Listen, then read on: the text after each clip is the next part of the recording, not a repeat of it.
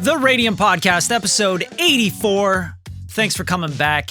We're going to talk about something that I see a lot of in the industry, but I don't think a lot of people understand, and that is the different business models that you can take being a musician, an artist, a producer, an engineer, a rapper, a singer, whatever. But today I'm going to focus mainly on producers and composers, beat makers, the production role. So here's the thing. A lot of people think that the music industry, being in the music industry, means you are getting placements with record deals, record label deals, publishers, you're placing with big artists. If you don't have a placement, you're not in the music industry. You don't have a placement with little doo-doo head? Oh man, you ain't lit, bro. Oh, you got a placement with little doo-doo poo-poo? Oh man, dude, you're not him, man. All right. Let me talk about the two different ways that you can really work the music industry and why I recommend doing both, okay? Now, the first way is chasing placements. It's working for someone else. As far as I'm concerned, if you're going to be chasing placements as a producer, i.e. you are a beat maker and you send out packs all the time, you send out loops to other producers, and you're trying to get placements, like straight up. You're just like, how do I get a new placement on the latest, I don't even know who's relevant right now. Da Baby, Lil Baby, one of the babies, okay? The babies out there, you're like, yo, I need to get a placement with that baby, and I need a placement with Drake, right? That's like one way of working in the music industry. I would say that it's really like working for somebody else. You're working for the record labels. You're working for the artist. You're working to fit into their sound. You're not really building your own name. If you actually do get a placement, you have to become really good at leveraging that placement, meaning you have to advertise and have a business model set up for yourself, social media presence, YouTube channel, something to promote that thing that you've done that you can then substantiate and then you can turn into other business. Because let's face it, a placement for you might get you a little advance payment, might get you a little back end. If it's not a complete smash hit, that's about it, right? So that's number one. And I think it's important that you do work on working with other artists and working with labels, working with publishers. I think there's a really big opportunity there. And me, myself, as Radium and working in that space, I don't chase placements. I chase business partnerships. Meaning I'd love to sign, a publishing deal where I make a 5-song EP or a single, or I sign a song over to a library for sync licensing. We do an advance deal, and then we do a 50-50 back-end split, sync fee split, etc. I think that's a great idea for a business partnership. I do not spend a majority of my time doing it. I don't barely spend any time doing it, pitching out to labels and stuff. And why? Because it's working for someone else. If I want to work for someone else, I'll go get a job, right? I'll go get hired at a music studio under a producer, and I'll just work for them, right? This is what we're doing. We're pitching out for this thing, right? And we're working for Lil Wayne, or we're working for Kanye, or we're working for someone else. We're working for Universal. We're working for Warner Brothers. Okay, cool. Like, take the job, become an employee, because that's what you're doing when you're chasing placements. And there's nothing wrong with that. Just straight up. I want to be really, really 100% clear. Nothing wrong with that. But that is the first way of working in the music industry. And I think that idea has become so open, and so many people, like, the market is becoming so flooded. It's like a bloody red ocean now, that I don't think it's a very good idea to put all your eggs in that basket. If you already have some great placements and you have some really great relationships with different labels and artists under those labels, and they're actually working with you, then that's a great idea, right? I worked for Mark Mothersbaugh for 5 years. He's a big time composer. I'd say he's in the top 25 composers in the world for film, TV, commercials. And that's how it worked. I think maybe the best way it worked for him was he got relationships with directors. And when he connected with the directors would then talk to the studios, the Warner Brothers, the Paramount Pictures, etc., and talk them into hiring Mark to do the music. Because the director's like, yo, I make the creative decisions. We need to bring Mark in as the composer. And if you can build the relationships that way, you're going to be in a very much better place rather than sending out packs to people you don't know, okay, or artist managers, etc. because the relationship is everything. The trust is everything. So if you connect with a really great A&R that is A&Ring this artist, that artist, and that artist, and they can connect the dots and you build a relationship with them, then yeah, that could lead to some great placements, right? But that relationship has to be rock solid. And there's nothing guaranteed. You're literally working for free. So you're pitching because you're working for free. No one's paying you to make these tracks or produce or, pitch out. That's why it's called a pitch, right? So there's that. There's placements, chasing placements. That's number one, right? That's the one way that you can work in the music industry. The second way you can work in the music industry, and we're not talking about, I'm not going to get into like e-commerce and all that, right? Because I feel like e-commerce is completely different and it's its own thing now. Okay. So if you're going to be in e-commerce, that's almost its own space. It's not really the music industry, I wouldn't say. Okay. So a lot of people selling beats online and e-commercing and funnels and everything.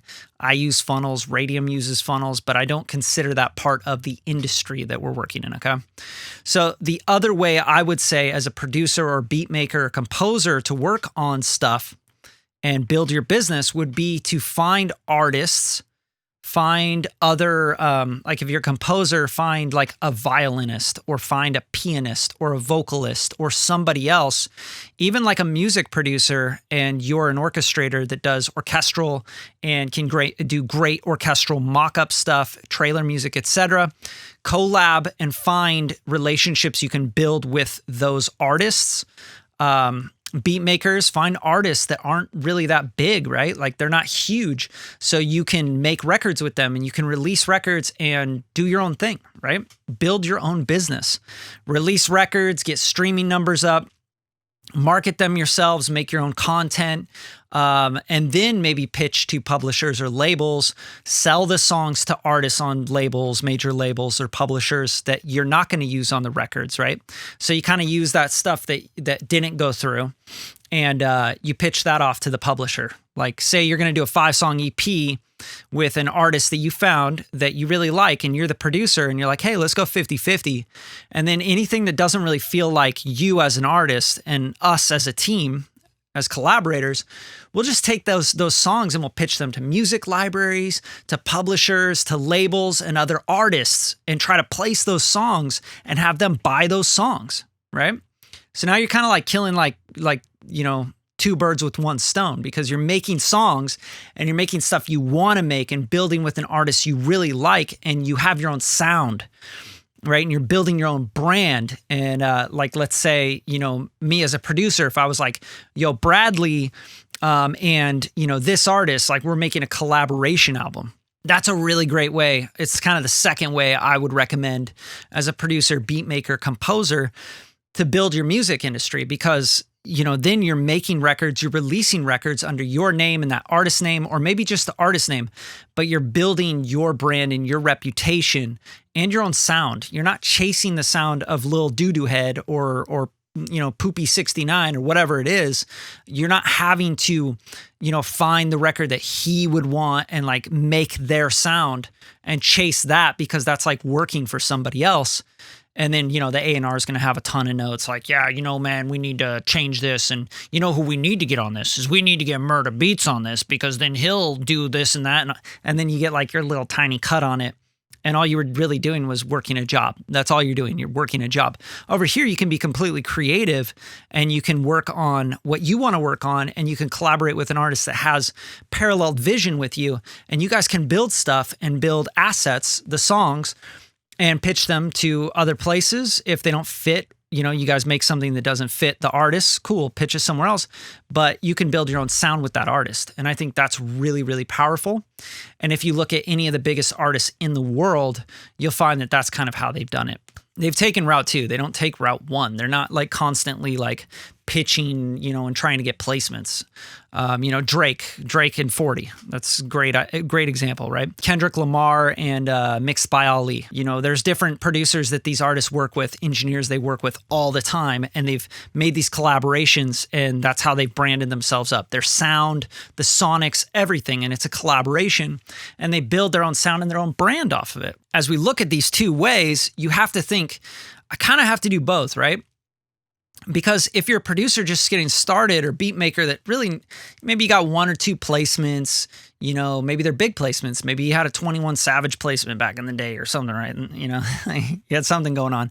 And nobody really knows you though, still. Like you didn't really get your credit. You didn't leverage it very well because you just want to be behind the scenes making music.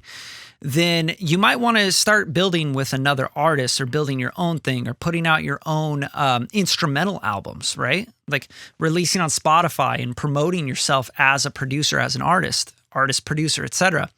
Maybe you need to find some other artists that you really like and build with them so you can build your own sound and your own brand and get recognized for that.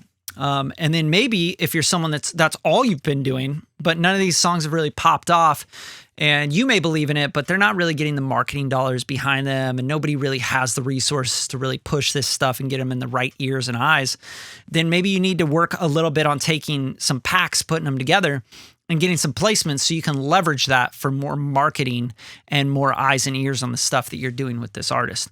So I kind of think they feed each other. But those are kind of like the two ways I look at it.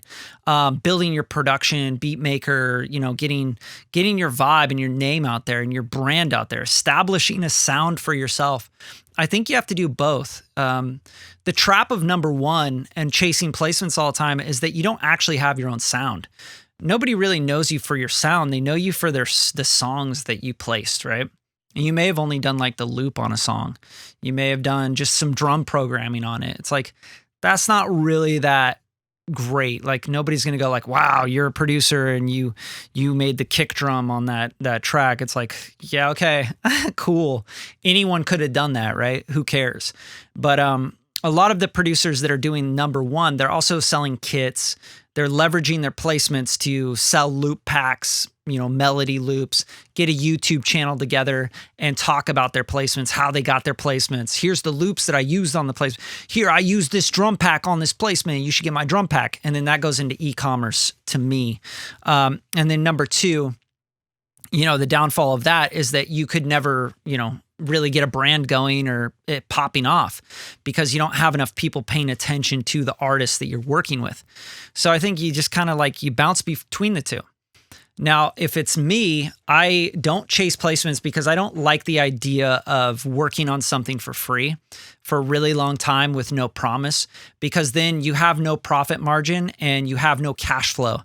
And in business, if you run into a cash flow issue, you run out of oxygen. So if you can't breathe and you don't have any oxygen, which is the cash, then how are you going to keep going with your business? How are you going to pay for your studio? How are you going to pay for your keyboards and your samples and your computer breaks down and your guitars? And how are you going to pay for everything? How are you going to pay for your rent? How are you going to pay for your food? Not a lot of us don't have the luxury of, parents paying our rent and taking care of us, or investors paying for our stuff, right? Or, that drug dealer that's just throwing you a band, a couple of bands every once in a while, right? So we have to do both. We have to be strategic. And, like I was saying, there's e-commerce as well. There's, you can do a lot of different things nowadays. The internet is like wide open, and you're watching this on the internet. So it's like, you got to really just get your name out there and your brand out there, get your sound out there. But then you also like try to leverage those placements. And the way that I would do it is like, just work on number two, like make records with artists, make your own records, instrumental albums, make your own music, put it out there, sell it, stream it, market it, get something going. Any runoff, put it over here and pitch it over to labels and people that it would fit better. Because you're always going to make songs and tracks and even demos like for commercials that I've written or TV shows. They're like outtakes that I can take and put somewhere else, right? I could put into a music library. I could put into sync. I can pitch to artists. I could put packs together for, other people to write to and create other products with, right? So those are kind of the two ways I look at it. And hopefully this was like really eye-opening for you. Maybe you already knew this information, but this is the Radium podcast. I wanted to give you guys kind of my thoughts on how this music industry is really working nowadays. And I'm not disregarding the internet, just so you guys know, like selling beats online, all that stuff. Like I said, I don't think that's part of the industry. I think that's part of an e-commerce play, right? Like a lot of people could just throw splice loops and drums together and then sell beats online. And that's just e-commerce. It's not, you don't have any connections in the music industry. You know, you're not in the industry. You're not in the room with writers and making records and making money. Your living is not made from making music, it's made from making e-commerce products. I think that's a different thing. But it's not to say that it's not a very viable source of income to feed the actual industry part of it, right? Making real records that people are streaming and they're consuming and they love, and you're getting back in royalties from, and building your music business, building your brand, establishing, you know, who you are as a producer, your sound, right? And getting a fan base together. So use all three. Right? But these are the two strategies if you're working on music. As a producer, composer, beat maker, you either build with somebody, with an artist or multiple artists, and build your own sound, you know, release your own records, your own compositions, put them out, right? Distribute them. Everybody has that. They have DistroKid. You guys have access to that stuff. It's 2021. Or you just pitch placements. You just pitch for libraries. You pitch for publishing placements. You pitch for placements with artists, major label artists, create relationships with A&Rs, music managers, etc., and just work for them, right? I say do both, and then throw in the e-commerce, and there you go. You have a big old business, and you're like, I got Grammys, dude, but I also got e-commerce money coming in. I'm so rich, bro. And, you know, then your whole life changes. I don't know. That's episode 84, though. Please, you guys, if you haven't already, like the video, drop a comment, ask me some questions, whatever you want to know about music industry stuff. I've been making music for over 20 years. All the content on this page is based on music business, music technology, you know, the art, the science, the engineering, the mixing, the mastering. And if you really like this kind of stuff, then subscribe and turn on notifications, because we got a lot more coming. Thanks for tuning in. Stay blessed, stay up, go make your money.